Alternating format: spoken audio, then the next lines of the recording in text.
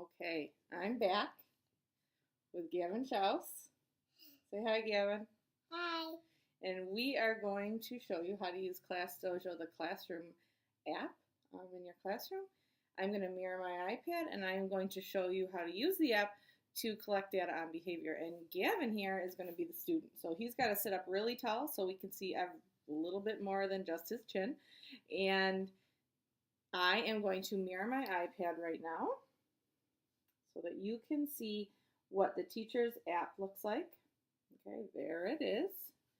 And let's move it over a little bit so you can see. Are you going to be goofy while we do? Oh, where did my iPad go?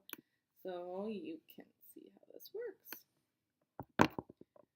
Okay, so first I need to find the app. There it is.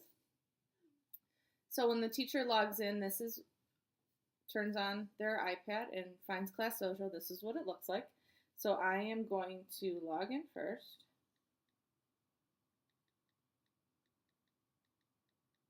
Yes, do that. Yep, I gotta log in first.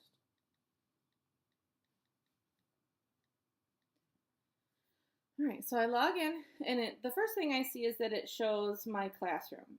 It also gives me the option to invite my colleagues, so the other teachers on my team, or even my principal if they want to see how the students' behavior is in my classroom. So I'm going to pick Sunday afternoon because that is where Gavin is in this class. And then I see several options on the screen. I have start a class, which means start today. I have messaging, which has messages from parents, students, or other teachers. I can check reports. The edit bubbles means that I can start a new day. So say I take data from today. I can then start the next day, edit bubbles, clear the bubbles for a new day, or maybe you start every week depending on how you collect data. And then taking attendance, you can also do that in here. That's how we do that. Yeah, that's how we do that. Thank you. So let's start class. And here we are, Gavin. Are you ready for class today? Yeah. You are? Mm-hmm. Okay. What did you just do? Wave. Oh, can you please pay attention? Okay.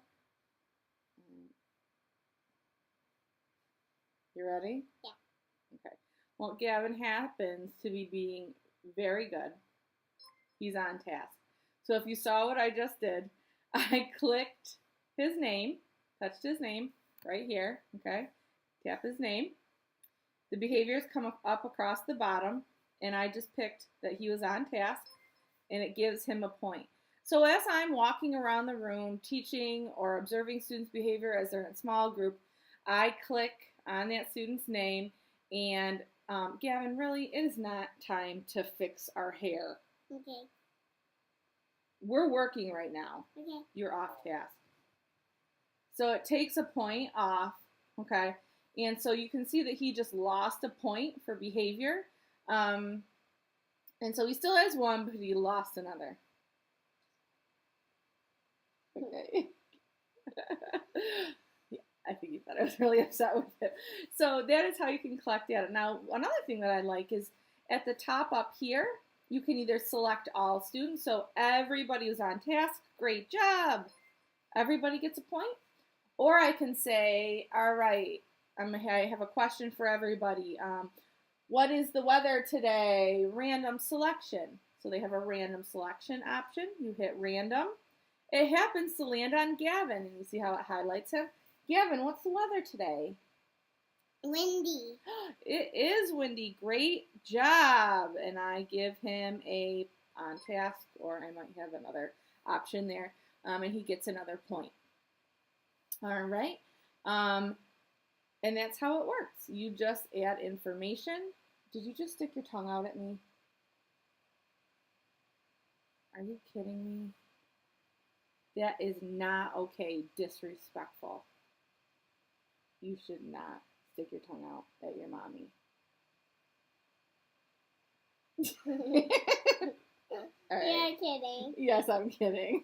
Okay, so that's how you collect data for Classroom Dojo and Class Dojo, and it's really easy. I walk around with this all day long, and became normal for me. It was really quick and easy. My aides each had their own iPads that they used to collect data, and the students were just waiting for us to give them points, and they always wanted to see how we were doing. And it was sort of nice because we could set up time for them to go to the computers to check information. They could log into their own accounts and see how many points that they had. And then parents became really used to logging in also and checking how their students were doing throughout the day. So as I go back, I go back to the main menu for this. I can go to check reports. Chris Schaus, my husband, seemed to have very good behavior today. So did Esme. Gavin struggled a little bit. Just joking. But we can go to his part, and we can see that he had 67% positive behavior. And then it shows us more specifically what areas of weakness he had. And then it also gives us the time that he received those specific behaviors. So he was disrespectful at 3:27 p.m. He was off task at 3:26 p.m.